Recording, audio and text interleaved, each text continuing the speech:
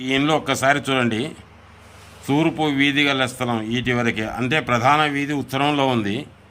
వారు మధ్యలో తూర్పున ఖాళీ స్థలం విడుచుకొని ఆగ్నేయంలో నిండా ఎద్దులిళ్ళు కట్టినారు. ఈ ఇండ్లు నిండా నైరుతిలో కట్టినారు. మధ్యలో రస్తా ఇరుచుకున్నారు దారి.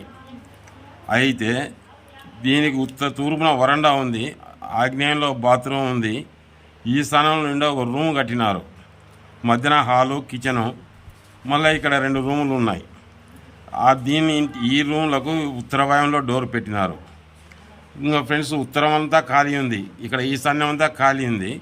అయితే ఈ ఇంటికి ఉత్తరం ఖాళీ స్థలం ఉండడంలో ఇంటికి తూర్పు సింహద్వారం అయిందే కానీ స్థలానికి ఆగ్నేయంలో అయింది. అంటే ఇంటికి సింహద్వారం తూర్పునైంది, స్థలానికి అంతా కలిసి ఆగ్నేయంలో అయింది. వాస్తు అభిమానులారా, ఒక్కసారి ఈ ఇండ్లు చూడండి. ఈ ఇండ్లు తూర్పు సింహద్వారం కలిగిన ఇండ్లు. అయితే ఉత్తరం ఎక్కువ ఖాళీ స్థలం కలిగి ఉంది.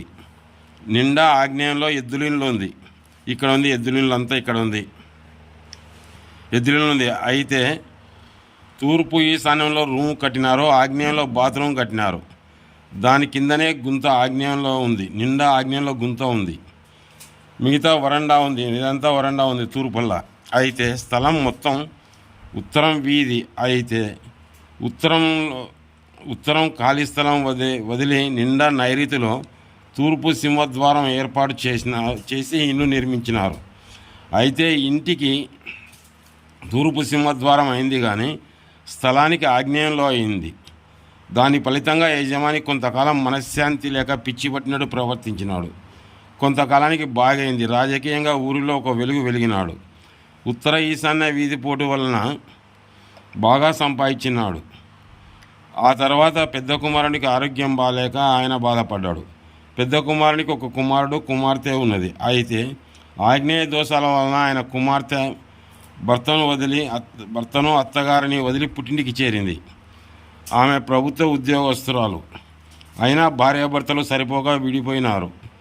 వారి కుమారుడు పెద్ద గవర్నమెంట్ ఉద్యోగస్తుడు. అయితే 45 సంవత్సరాలు వచ్చినా పెళ్లి చేసుకోలేదు. ఆస్తి అంతా ఏదో దేవాలయానికి రాసిచ్చినాడని వాడుక. తూర్పు ఆగ్నేయం రస్తా ఉండడం వలన, ఈశాన్యం మూత పడడం వలన వాడిని అప్రయోజకునిగా మార్చివేసింది. ఆస్తినంతయు ధార్మిక సంస్థలకు పోయింది.